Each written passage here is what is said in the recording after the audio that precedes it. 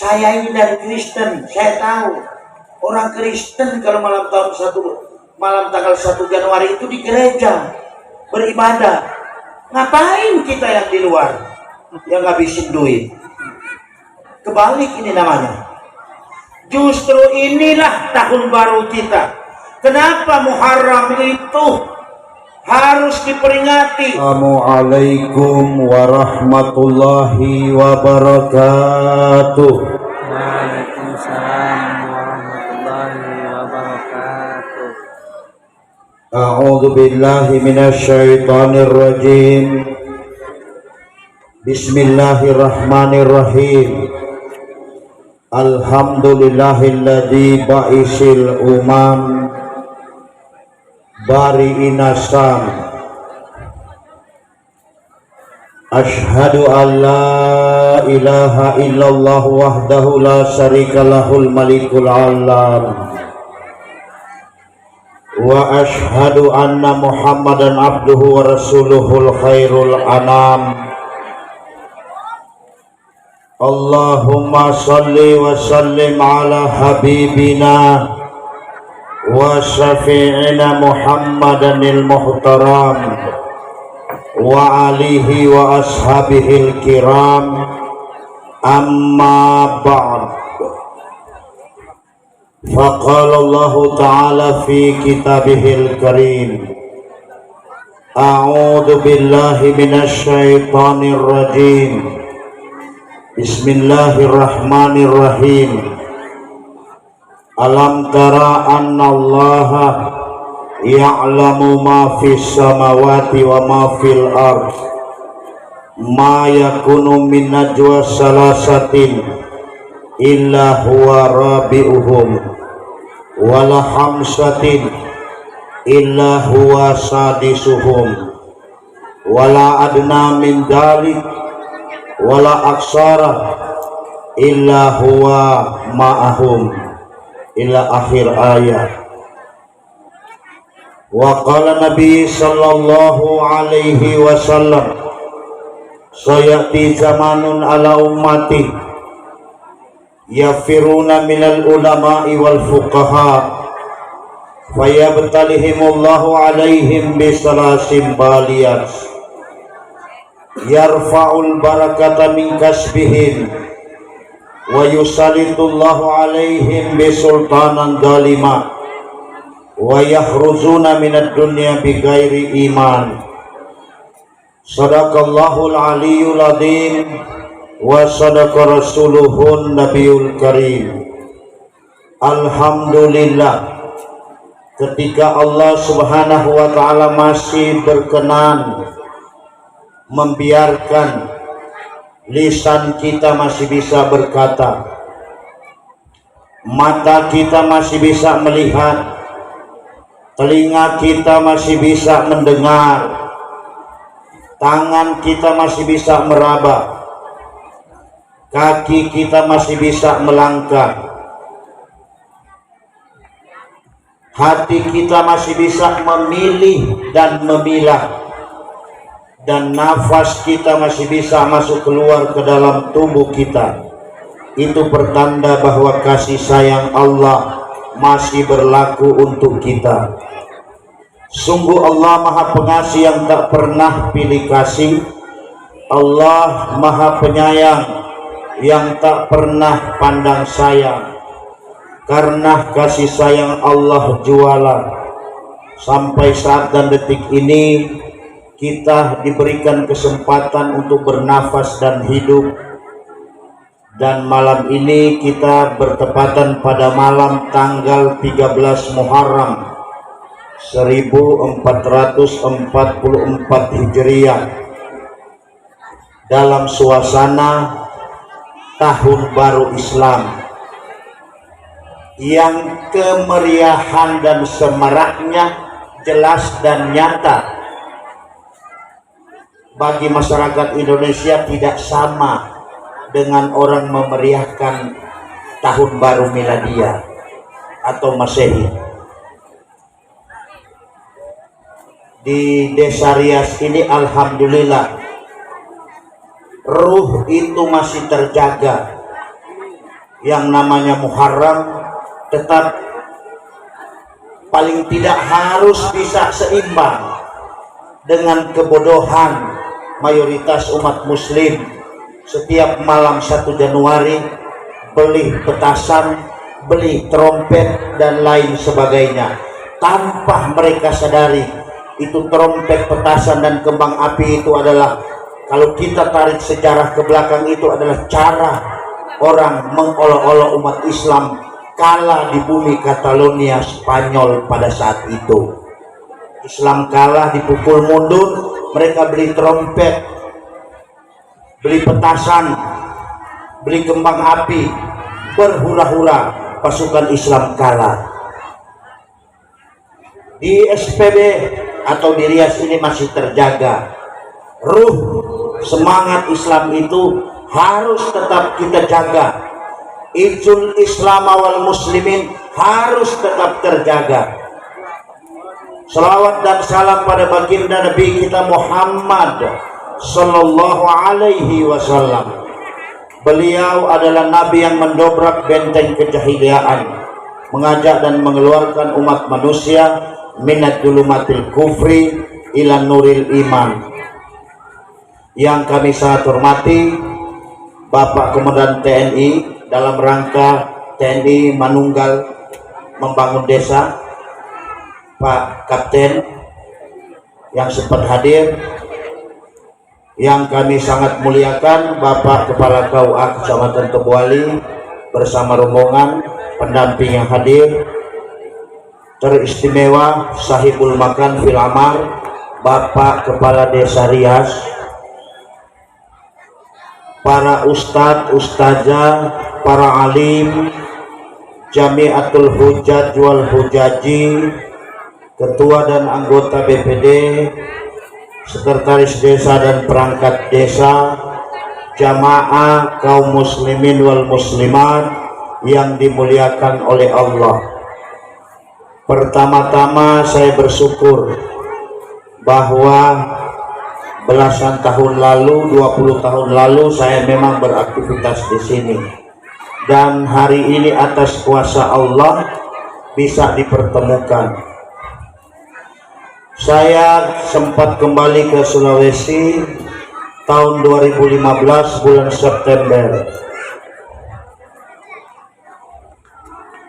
Pada bulan Februari 2016 di Sulawesi Utara, Kabupaten Bolamondo Selatan, saya diangkat oleh Bupati jadi staf khusus Bupati bidang keagamaan. Maka itu saya tidak bisa pulang ke sini. Pada bulan September 2016 saya menjadi Ketua Badan Amil Zakat Nasional Kabupaten Bolamondo Selatan. Itu pun menghalangi saya pulang ke sini. Setiap tahun saya minta mundur, tidak dikasih. Bertepatan ada Corona 2020-21, maka saya bikin pengunduran diri tanggal 13 Desember 2021. Langsung saya kembali ke Pulau Bangka ini Desember 2021 itu. Jadi karena saya sudah mengundurkan diri langsung kembali, Bupati nggak bisa bikin apa-apa. Saya berada di Tanjung Sangkar dan ketemu dengan Pak Rumaidi ini.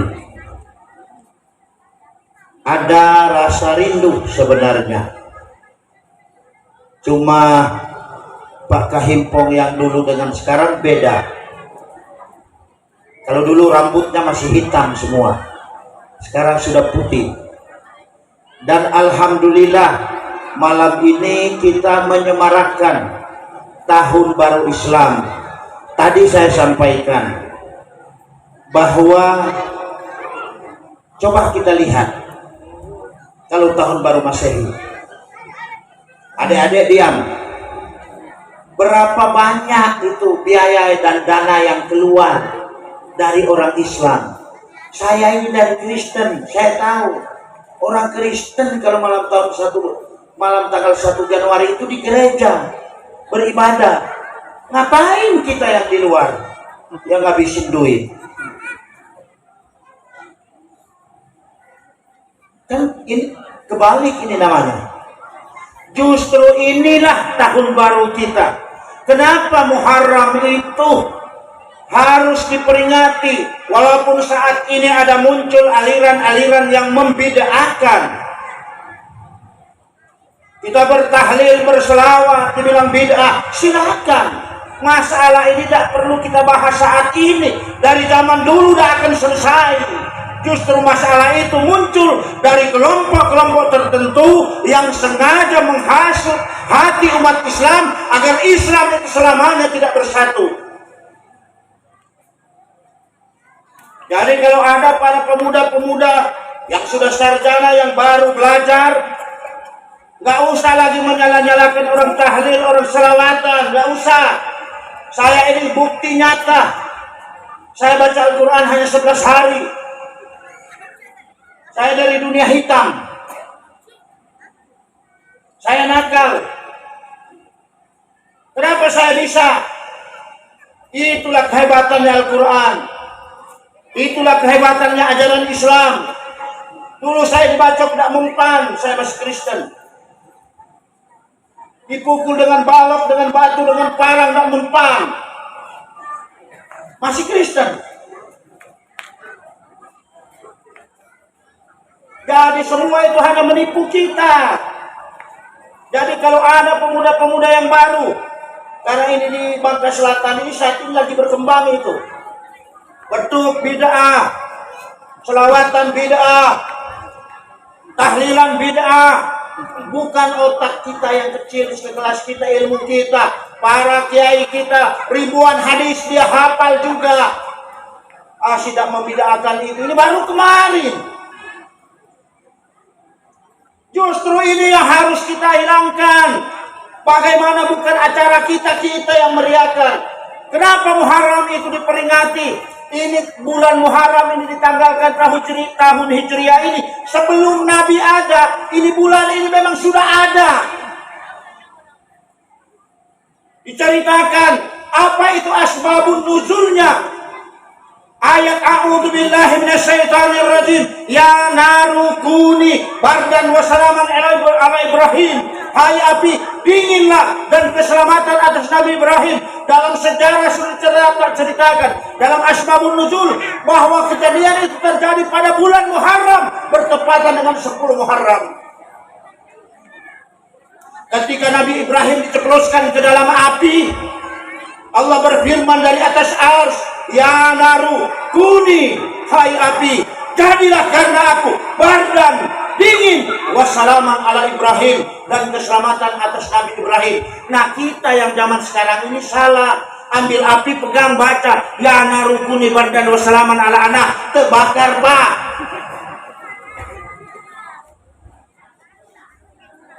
Padahal di dalam sejarah diceritakan, dalam hadis diterangkan oleh Nabi, ketika Nabi Ibrahim diceploskan ke dalam api, maka beliau bertasbih, Subhana Rabbana wa Rabba abahum.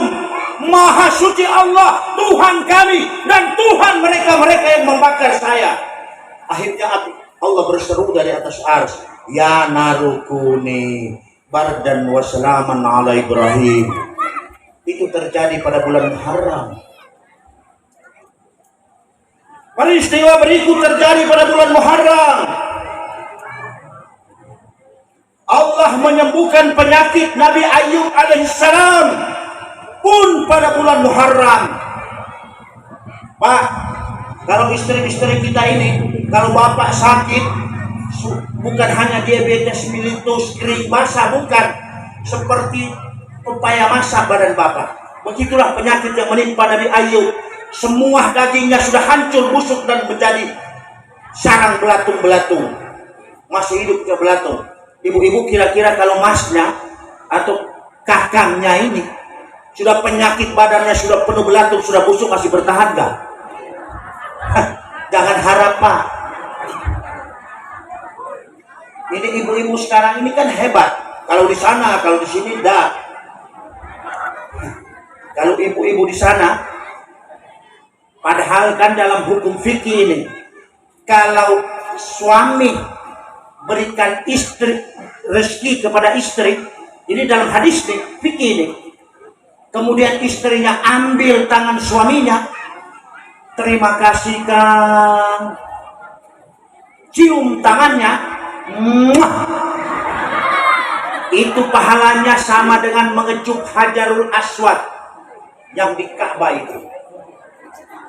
Ibu susah-susah, saya sudah 3 kali ke Mekah. Tidak setiap saat kita bisa kecup itu Hajar Aswad.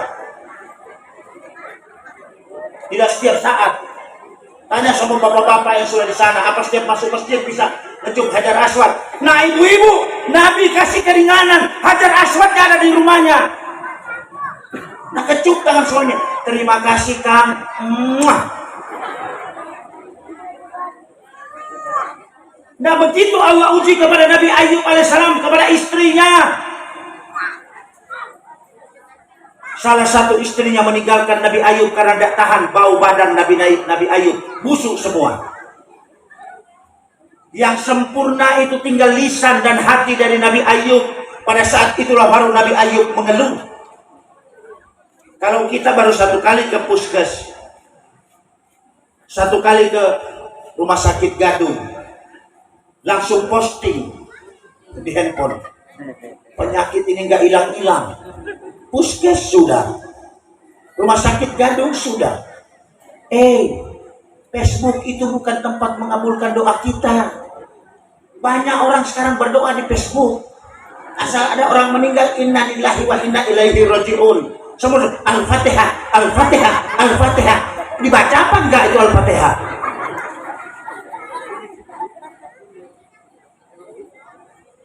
Semua orang sekarang berdoa di Facebook. Yang Facebook itu milik orang Yahudi.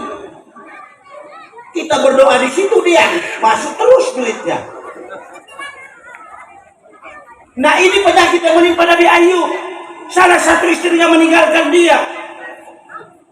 Baru dia mengeluh ketika belatung habis dalam tubuh belatung, makan belatung, tinggal 2 ekor belatung yang besar berebut ke lisan dan hati Nabi Ayub. Pada saat itulah Nabi Ayub mengeluh, ya Rab, kalau lisan dan hatiku ini menjadi rezeki dari kedua belatung ini, maka dengan apa hamba membesarkan asma-Mu, dengan apa hamba mengenang kebesaran-Mu ya Rab. Akhirnya Allah sembuhkan penyakit Nabi Ayub bertepatan pada bulan Muharram. Apa enggak hebat ini bulan Muharram ini? Ada lagi, bayangkan, dalam sejarah diceritakan bahwa Nabi Yunus alaihissalam ketika diceburkan ke dalam laut, pada saat itu juga Nabi Yunus mengalami 3 kegelapan. Kegelapan pertama, tengah malam, sudah gelap di atas kapal, dibuang ke dalam laut, tenggelam ke dasar laut, gelap lagi. Kegelapan kedua, di dalam dasar laut ditelan oleh jin nun, oleh ikan. 3 kegelapan dialami oleh Nabi Yunus dalam kesempatan yang sama. Beda dengan kita, Pak. Kalau kita lebih banyak mengeluh daripada tawakal kepada Allah. Kalau kita ditimpa dengan hal begitu langsung, apa salah saya ya Allah? Sholat sudah, ngaji sudah, majelis saya rutin, ngapain masih saya dapat ujian begini? Tidak dengan Nabi Yunus. Nabi Yunus ketika dia mengalami 3 kegelapan dalam kesempatan yang sama, pada saat itu apa yang keluar dari mulut Nabi Yunus? La ilaha illa anta subhanaka inni kuntu minadh dhalimin. Tiada Tuhan melainkan Engkau, maha suci Engkau. Inni kuntu minadh dhalimin. Sungguh benar-benar aku ini bagian daripada orang zalim. Akhirnya itulah wirid yang diucapkannya di dalam perut jin nun. Akhirnya jin nun kembalikan dia ke negeri asalnya. Itu pun dalam sejarah terjadi pada bulan Muharram. Peristiwa berikut yang berhubungan dengan Muharram, bagaimana Allah mengampuni dosa Nabi Daud alaihissalam. Kita puasa 29 atau 30 hari saja sudah mengeluh. Nabi Daud berpuasa selama 80 tahun. Hari ini puasa, besok tidak, puasa tidak, puasa tidak. Begitu berturut-turut selama 80 tahun. Allah ampuni dosanya. Kita terkadang puasa yang paling susah bagi petani ini pas puasa musim panen padi. Itu susah Pak. Ada yang alasannya potong padi untuk cari duit fitrah. Jadi tidak puasa. Kalau ibu-ibu kalau sudah bulan puasa, kalau dari malam pertama sampai 15 Pak, belum ada penyakit. Tapi kalau dari 15 ke sana ibu-ibu ditimpa oleh penyakit. Penyakit sofa, penyakit mentega, penyakit gorden. Itu penyakit itu. Marah-marah sama suaminya. Belum ada mentega. Itu rumah tetangga sudah dicat. Rumah kita belum. Dia bilang, Kang, coba Kang pikir. Sawah kita sama 2 hektar. Dia sudah beli motor. Bagaimana kita? Terpaksa suaminya ikut beli motor baru biar kredit. Kang, mereka sudah ganti sofa baru. Ikut lagi. Suaminya sayang sama istrinya. Sama sawah 2 hektar sama. Kang, mereka sudah ngecat rumah. Dibeli cat lagi. Giliran suami tetangganya menikah lagi, ibu itu diam-diam. Gak ada, dia bilang, Kang, dia sudah kawin lagi. Diam. Akhirnya suaminya bilang, Neng, nggak nanya lagi itu di sebelah apa kabarnya. Ini ibu-ibu itu kurang adil. Jangan menuntut kalau suami menikah lagi harus adil. Ibu sendiri tidak adil yang di sana. Ada ibu-ibu di sana kredit baju nanti sudah lunas baru dibawa ke rumah. Nggak tahu suaminya. Padahal dalam hukum fikih istri tidak boleh membelanjakan duit suaminya tanpa sepengetahuan suaminya. Jadi kalau duit suami kasih tahu sama suami. Kang, duit tadi ku beli ini. 4 istri saya semua begitu, dia lapor. 4. Kalau dalam istilah bangka itu yang boleh menikah lebih itu yang pertama pejabat. Ini Pak KUA boleh, Pak Kemendan boleh. Pejabat. Karena dengan jabatannya dia bisa berbuat adil. Yang kedua konglomerat. Yang banyak ininya. Yang ketiga ustadz. Ada lagi yang keempat, ndak nabat. Ndak nabat jangan. Hidup aja pas-pasan mau 2. Maka itu kan di dalam Al-Quran diperintahkan, fankihu ma tabalakum minan nisa'i masna wa sulasa wa ruba wa in khiftum ala ta'dilu fawahida. Boleh kamu kawin 2, 3, atau 4. Kalau kamu takut tidak bisa berbuat adil, cukuplah 1, siji wae. Jangan tambah. Kita lanjutkan jamaah yang dimuliakan oleh Allah. Begitulah Nabi Daud berpuasa 80 tahun. Hari ini berpuasa, besok tidak. Berarti kalau dikumpul Nabi Daud itu berpuasa 40 tahun lamanya. Kita 1 tahun cuma 29 atau 30 hari. Apa yang menghalangi kita? Jadi itulah sebagian kecil daripada kita memperingati bulan-bulan yang dimuliakan oleh Allah, termasuk bulan Muharram. Yang terdekat peristiwa diperingati itu bahwa di bulan Muharram itulah terjadi peristiwa Karbala dan lain sebagainya. Sayyidina Umar Ibnul Khattab itu setiap akhir Zulhijjah mendekati Muharram, beliau itu keliling-keliling teriak-teriak, hasibu anfusakum qabla an tuhasabu. Perhitungkanlah diri kalian sebelum kalian diperhitungkan. Yang susah bagi kita ini karena kita kurang memperhitungkan apa yang telah kita lakukan.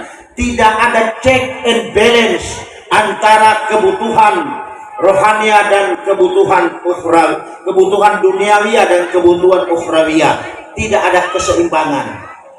Agama pingin itu seimbang.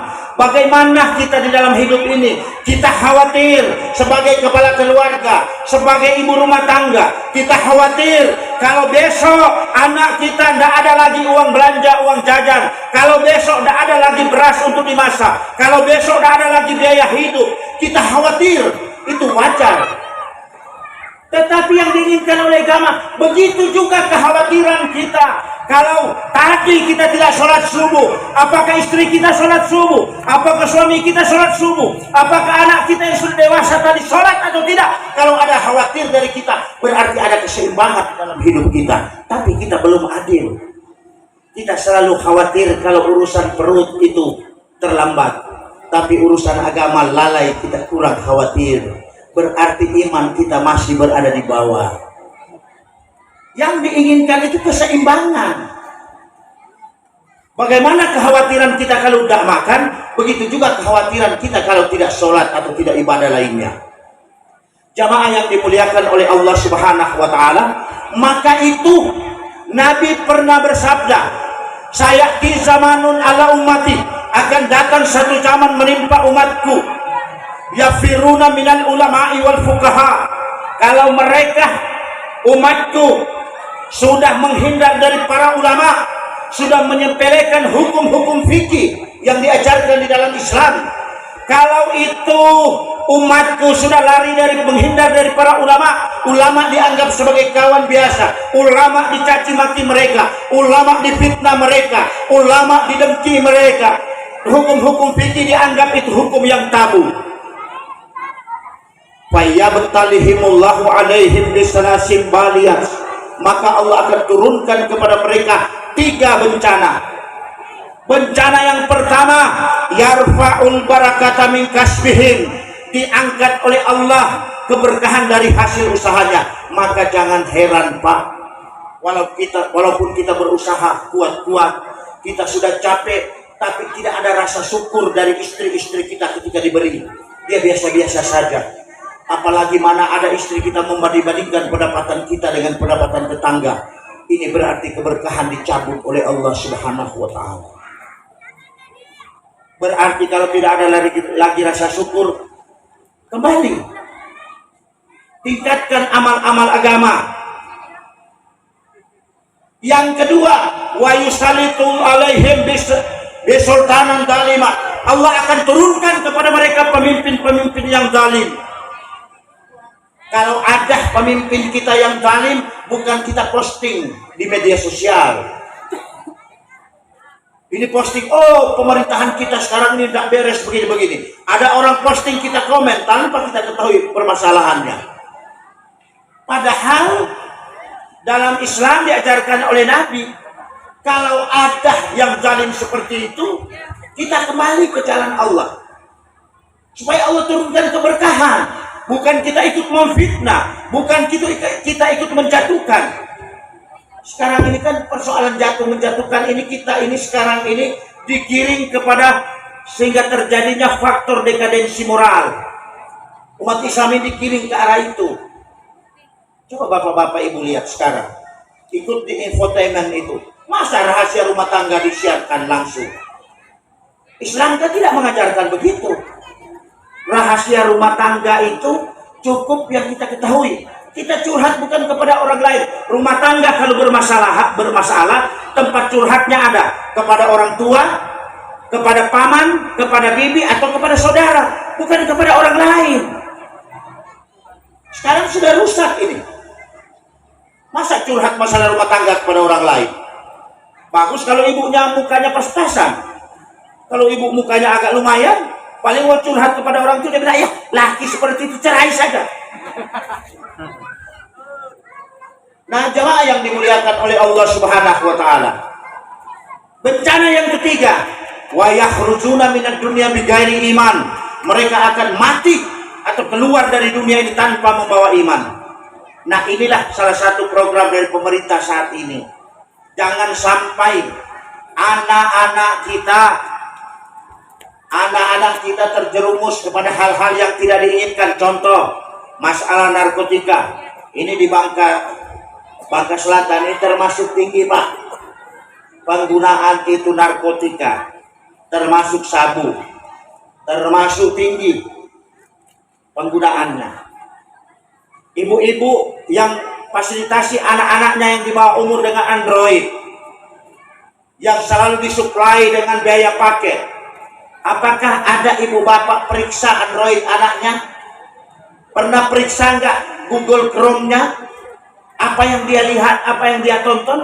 Belum tentu ada orang tua yang periksa itu. Coba kita periksa. Jangankan mau periksa, ternyata bapak-bapak yang doyan buka Google Chrome. Sekali dilihat di historinya ada proxy di situ. Dan bilang, oh kok Pak Ustadz tahu? Tahulah. Saya ngomong saya tahu, saya buka, saya lihat apa di dalam. Tidak boleh saya ngomong saya tidak lihat. Tapi saya tidak nonton. Cuma saya lihat, oh ini. Kalau dalam ilmu fikih tidak boleh laki-laki dengan laki-laki yang bukan muhrim saling melihat si boy. Saling melihat itu tidak boleh, kecuali dokter atau orang yang berurusan dengan itu. Tidak boleh. Apalagi kita lihat ini yang di sini. Jangankan buka Google Chrome Pak, sekarang di video web saja banyak itu. Pernah ada kita periksa anak-anak kita nonton apa dia? Ini bahaya. Jadi dalam rangka memperingati tahun baru Islam ini, marilah kita kembali berubah, berhijrah dari tadi yang kurang menjadi yang lebih baik, dari lebih banyak lupa banyaklah ingat kepada Allah Subhanahu wa taala. Di dalam Al-Qur'an Allah Subhanahu wa taala berfirman, a'udzu billahi minasyaitonir rajim. Alam tara annallaha ya'lamu ma fis samawati wa ma fil ard. Tidakkah kamu memperhatikan bahwa Allah mengetahui apa yang di langit dan di bumi? Ma yakunu min najwa salasatin illa huwa rabi'uhum. Tidak terjadi perbincangan antara 3 orang melainkan Allah lah yang keempatnya. Wala hamsatin illa huwa sadisuhum. Tidak terjadi perbincangan terhadap 5 orang melainkan Allah lah yang keenamnya. Aina ma yakunu, di mana saja kamu berada, illa huwa ma'ahum. Allah tahu semua itu, baik itu apa yang sedikit yang masih kita cita-citakan, yang masih kita rencanakan, yang masih dalam pikiran kita, masih dalam hati kita, Allah sudah tahu. Apa yang tersembunyi kepada kita semua Allah tahu. Atau yang lebih banyak dari itu, yang baru kita hayalkan. Kalau nanti begini, kalau nanti begini, Allah tahu. Allahu a'lamu wa antum la ta'lamun. Allah mengetahui sedangkan kamu tidak mengetahuinya. Jadi ini adalah benteng dan pagar yang diperingati oleh Allah Subhanahu wa taala kepada kita. Kalau ini kita pegang baik-baik, agama kita jadikan sebagai landasan dasar, agama kita jadikan sebagai dinding, agama kita jadikan sebagai payung, agama kita jadikan sebagai kendaraan. Ketika kita beraktivitas, maka hidup kita akan senantiasa terkontrol dan berada di jalur yang diinginkan oleh Allah Subhanahu wa taala. Mudah-mudahan apa yang dapat kami sampaikan ini akan menjadi pegangan kepada kita. Yang terakhir sebagai kesimpulan, orang Rias, nanti ini sudah bulan apa? September, sebentar Agustus, Oktober, November, Desember. Nanti malam 1 Januari tidak usahlah ikut-ikutan, tidak usah ikut-ikutan mau konvoy. Itu bukan wilayah kita. Dulu ketika daratan Spanyol Catalonia itu dikuasai oleh pasukan Muslim, dipukul mundur oleh orang Yahudi dan Nasrani. Akhirnya ketika umat Islam ini kalah, mereka beli trompet, mereka beri petasan, beli kembang api. Sampai 3 hari 3 malam mereka meriahkan, bunyi trompet, bunyi pasang kembang api, petasan, memeriahkan kekalahan umat Islam. Baru itu kembang aduh, petasan yang panjang itu harganya sampai 100 lebih. Kenapa kita beli? Giliran kasih di masjid hitung-hitungan, kasih di pondok hitung-hitungan. Jangan ikut-ikutan. Saya kira di Sunda atau di Jawa tidak seperti itu. Ngapain kita ikut? Jangan ikut-ikutan, bukan pakaian kita itu. Jangan ikut-ikutan keluar biaya besar. Muharramlah kita besar-besarkan. Besar dengan majelis. Ini majelis. Ini datang di sini bukan berarti Bapak Ibu tidak mengerti apa-apa. Kata Nabi, sukakah kamu duduk di taman-taman surganya Allah Subhanahu wa taala? Sahabat bertanya, "Ya Rasulullah, adakah surga Allah Subhanahu wa taala di dunia ini?" Ada, kata Nabi, fi majalisal ilm. Hadir di majelis ilmu seperti ini. Di sana dibacakan selawat, dibacakan istighfar, dikasih saling ingat mengingatkan. Jasad kita berada di dunia, tapi hakikatnya kita duduk di taman surganya Allah Subhanahu wa taala. Faman sya'a ilallah fa innaha min taqwal qulub. Barang siapa yang suka membesarkan syiar Allah, itu menandakan ketakwaan hati seseorang. Akhirnya saya tutup, la dina ila bid da'wah wala da'wah ila bil jihad walal jihad ila bil ikhlas. Bukan agama kalau tidak diserukan atau disuarakan. Bukan namanya dakwah kalau tidak diperjuangkan, dan bukan namanya perjuangan kalau tidak dilandasi dengan keikhlasan. Semoga bermanfaat. Hadanallahu wa iyyakum ajma'in. Wassalamualaikum warahmatullahi wabarakatuh.